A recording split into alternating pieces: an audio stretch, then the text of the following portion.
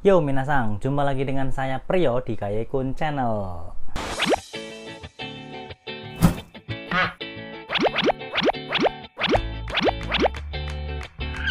Jadi hari ini kita akan melanjutkan materi kita di buku Minano Nihongo ya minasang ya. Jadi untuk hari ini kita sudah sampai di bab ke-10. Buat teman-teman yang ketinggalan bisa cek di video-video saya sebelumnya dari bab 1 ya minasang ya.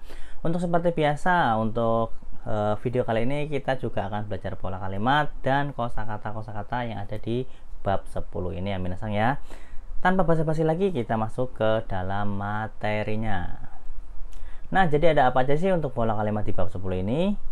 Jadi untuk yang pertama ada kata benda ga, imas atau arimas. Nah, sebelum partikel merupakan subjek kalimat ya minasang ya, sehingga menggunakan partikel ga.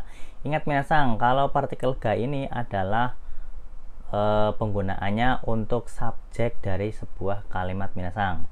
Untuk lebih jelasnya kita lihat penjelasan di bawah ini ya minasang ya. Nah, ini ada imas dan arimas minasang. Imas dan arimas itu sama-sama berarti ada ya minasang ya. Jadi imas dan arimas ini kalau diartikan ke dalam bahasa Indonesia itu artinya ada minasang. Nah, lalu bedanya apa? Bedanya adalah kalau misalkan imas untuk benda hidup dan arimas untuk benda mati. Untuk contoh kalimatnya seperti ini nih. Ano hito ga imas. Ano hito ga imas. Ya, jadi sebelum ga ini merupakan subjek dari sebuah kalimatnya minasang ya, atau kata benda. Nah, di mana untuk kata bendanya adalah hito ya minasang ya. Ano hito itu merupakan sebuah benda hidup minasang. Orang itu minasang ya. Jadi dia pakainya imas.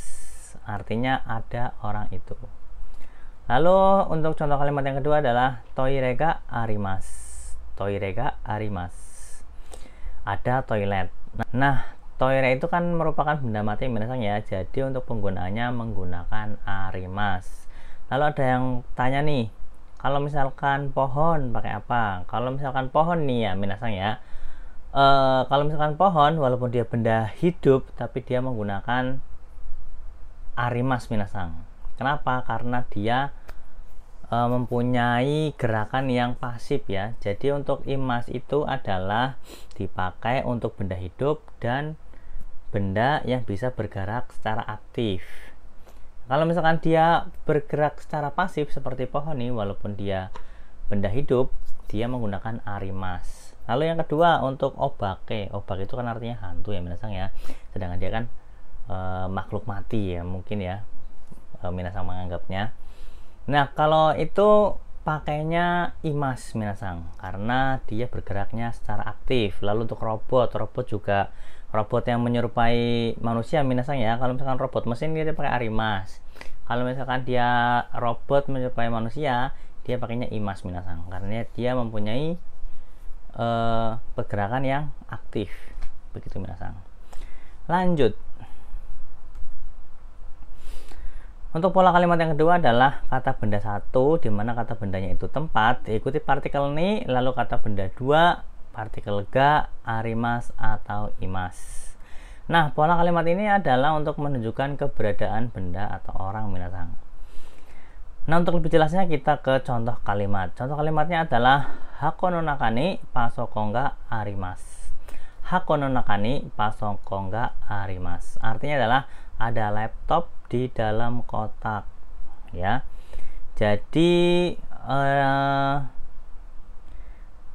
dia akan menunjukkan keberadaan benda ya minasang ya. Jadi bendanya itu adalah pasokong ya minasang ya. Pasokong itu artinya laptop atau personal komputer. Itu dia ada di hakono naka, di dalam kotak. Ada laptop di dalam kotak. Jadi untuk pola kalimat ini intinya adalah untuk menunjukkan keberadaan benda atau orang. Lalu ada contoh kalimat lagi minasang. Sono biro no tonari ni priosangga imas. Sono biro no tonari ni priosangga imas. Nah, selain dia menunjukkan benda, dia juga bisa menunjukkan orang nih. Di sini orangnya itu prio ya minasang ya. Artinya ada saudara prio atau mas prio di sebelah gedung itu. Jadi keberadaan Mas Priyo ini di sebelah gedung itu minasang sono biruno tonarini Puryo Sangga Imas. Jadi karena dia Priosang itu kan merupakan makhluk hidup atau benda hidup, dia pakainya Imas. Kalau yang contoh kalimat pertama adalah Pasokong Minasang, di mana Pasokong itu kan benda mati, dia pakainya Arimas, seperti itu. Nah, di sini juga ada contoh kalimat yang ketiga, yaitu Sono Sukue no Ueni Nani ga arimasu ka? Jadi untuk kalimat ini juga bisa dipakai atau dibuat menjadi sebuah kalimat pertanyaan minasang. Tinggal diberikan partikel ka di akhir kalimat. Sono suke no ue ni nani ga arimasu ka? Artinya ada apa di atas meja itu. Ya, di sini ada contoh kalimat yang terakhir, yaitu toire no naka ni dare ga imasu ka? Nah, kalau misalkan contoh kalimat yang sebelumnya itu kan untuk menanyakan benda ya minasang ya. Nah, di sini untuk kalimat contoh yang ini nih, itu untuk menanyakan sebuah benda hidup. Kalau yang sebelumnya benda mati minasang. Nah, ada siapa di dalam toilet? Toire no naka ni dare ga imasu ka? Ada siapa di dalam toilet? Seperti itu minasang. Jika minasang ada pertanyaan, silahkan tulis di kolom komentar ya minasang ya. Kita lanjut. Untuk pola kalimat yang ketiga adalah kata benda satu wa, kata benda dua, di mana kata benda duanya ini tempat ni arimas atau imas. Di sini memakai partikel wa ya minasang ya, karena si pembicara menganggap kata benda satunya itu sebagai topik pembicaraan. Ingat minasang, perbedaan partikel wa dan partikel ga itu adalah kalau misalkan partikel wa itu untuk menunjukkan topik pembicaraan, sedangkan partikel ga untuk menunjukkan subjek dari sebuah kalimat. Seperti itu minasang. Untuk lebih jelasnya kita ke contoh kalimat. Priosang wa ano biru no tonari ni imas. Priosang wa ano biru no tonari ni imas. Saudara Priyo ada di sebelah gedung itu. Jadi di sini topik pembicaranya adalah si Priyo ya minasang ya. Jadi kalau misalkan dia pakai ga juga bisa. Cuma karena si pembicaranya ini dia menganggap si Priyonya itu adalah topik pembicaraan, jadi dia pakainya partikel wa ya minasang. Jadi untuk kalimatnya menjadi seperti ini. Priosang wa ano biru no tonari ni imas. Lanjut untuk contoh kalimat yang selanjutnya, yaitu Pasokong wa hakono naka ni arimas.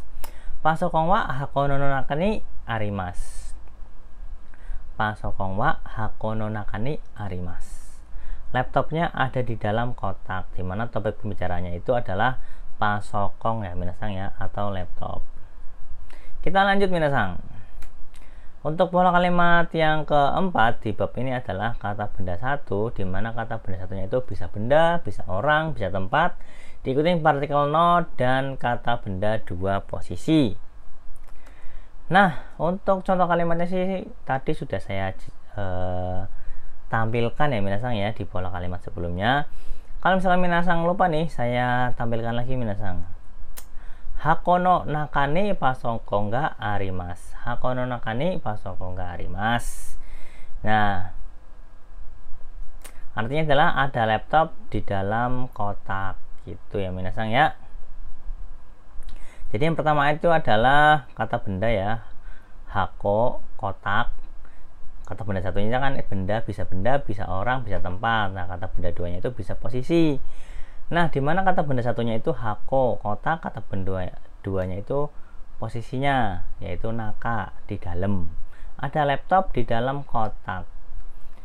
Lalu untuk kalimat yang kedua adalah sono biru no tonari ni Puryo Sangga imas.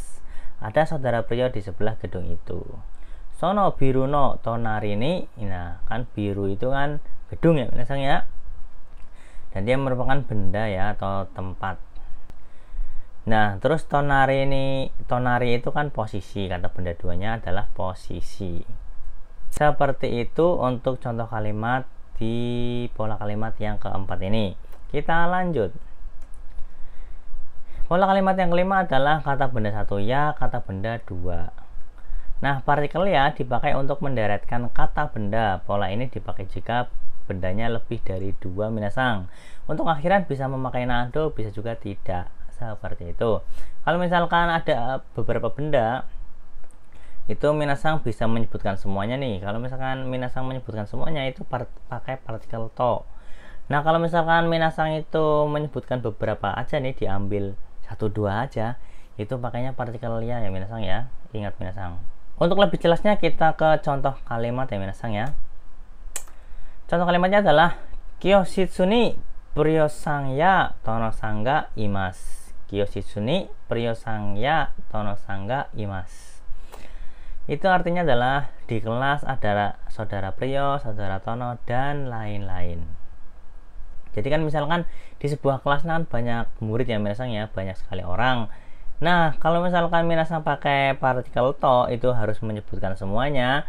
Itu kan terlalu panjang ya minasang ya, maka dari itu diambil sampel saja minasang. Dia memakai partikel ya minasang ya. Untuk artinya adalah seperti ini, di kelas ada saudara Priyo, saudara Tono, dan lain-lain. Kalimatnya adalah Kyoshitsu ni Ryosang ya Tono-san ga imasu. Kyoshitsu ni Ryosang ya Tono-san ga imasu. Nah, selain bentuk kalimatnya seperti ini, minasang juga bisa menambahkan nado ya minasang ya di akhir kalimat. Contohnya seperti ini nih. Kyoshitsu ni Ryosang ya Tono-san nado ga imasu. Kyoshitsu ni Ryosang ya Tono-san nado ga imasu. Nah, jadi kalau misalkan pakai nado pemakainya sepertinya ya minasang ya. Jadi dia sebelum partikel ga imasu dia ada partikel nado atau bentuk nado ya minasang ya. Untuk artinya sama dengan kalimat yang sebelumnya minasang. Di kelas ada saudara Priyo, saudara Tono, dan lain-lain. Itu terserah minasang mau pakai yang atas atau yang bawah. Itu artinya sama ya, betul semua. Untuk selanjutnya yaitu pola kalimat yang terakhir di bab 10 ini yaitu kata deska ya minasang ya. Nah, pada bab ini partikel K digunakan untuk meyakinkan atau penegasan minasang. Jadi selama ini kan kita belajar untuk misalkan partikel K itu untuk pertanyaannya minasang ya. Namun pada bab ini partikel K digunakan untuk meyakinkan atau penegasan minasang. Untuk contoh kalimatnya seperti ini. Sumimasen, toire wa doko desu ka? Maaf, toilet ada di mana ya? Toire desu ka? Asoko desu. Nah, jadi dia untuk pengulangan kalimat yang selanjutnya minasang. Toire desu ka? Asoko desu. Toilet ya ada di sana. Nah, misalkan nih dia digunakan ketika misalkan si lawan bicara itu menyampaikannya kurang jelas ya minasang ya. Misalkan sumimasen, toire wa doko desu ka? Nanti kan apa itu tadi? Nah, itu misalkan untuk meyakinkan kita harus kita mencoba mengulangi kalimat yang ditanyakan oleh si lawan bicara minasang. Jadi toire desu ka? Asoko desu. Nah, toilet ya ada di sana. Seperti itu minasang. Nah, jadi seperti itu aja minasang untuk pola kalimat yang ada di bab 10 ini. Misalkan ada pertanyaan silahkan tulis di kolom komentar. Dan untuk selanjutnya mari kita belajar bareng-bareng kosakata-kosakata yang ada di bab 10 ini minasang. Jadi ada apa aja sih kotoba-kotoba atau kosakata-kosakata yang ada di bab 10 ini? Kita langsung ke dalam materinya atau ke kosakata yang pertama. Nah, kosakata yang pertama adalah kata imas. Tadi sudah jelaskan ya minasang ya. Imas itu artinya ada untuk benda hidup. Next, arimas ada untuk benda mati. Firumo film. Jadi ini film yang di kamera itu ya minasang ya, bukan film tontonan ya minasang ya. Kalau misalkan film tontonan itu artinya adalah eiga atau bahasa Jepangnya adalah eiga. Kalau misalkan yang ini firumo itu film yang ada di kamera ya minasang. Switch bedo tempat tidur. Doa pintu. Posto kotak pos.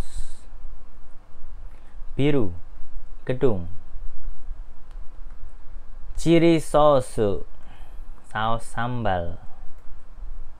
Iro-iro berbagai bermacam-macam. Keng prefektur.